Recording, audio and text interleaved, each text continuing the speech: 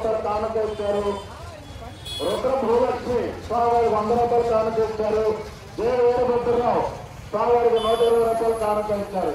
భగవత్ భక్తులారా, ఇంతటి మహత్తర కార్యక్రమానికి మరి ఆ శివకేశ్వరులకి భక్తులు ఎంతో మరి ఎవరు శక్తి కొరకు వారు ఉంటానే మనం చక్కనటువంటి దేవాలయం నిర్మించుకోవడం జరిగింది.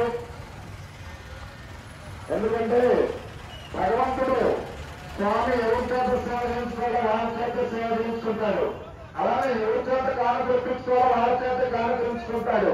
అందుకే భగవంతుడు వెంకటేశ్వర స్వామి అక్కడ ఉండి స్వామివారికి మరి రోజు 3 కోట్ల నుంచి 4 కోట్లు వస్తుంటాయి. అటువంటి కలియుగంలో మరి త్రేతాయుగంలో శ్రీరామచంద్రమూర్తిగా, ద్వాపరంలో కృష్ణ భగవానుడిగా, కలియుగంలో వెంకటేశ్వర స్వామి వెలిసినటువంటి మహానుభావుడు. ఆ యొక్క కలియుగ వెంకటేశ్వర స్వామి భగవంతుడు భక్తుడికి గొంతుల వారికి గొంగు బంగారం. అలానే భగవంతుడు అన్నిట్లో ఉంటాడు. భగవంతుడు పిలిస్తే పలుకుతాడు.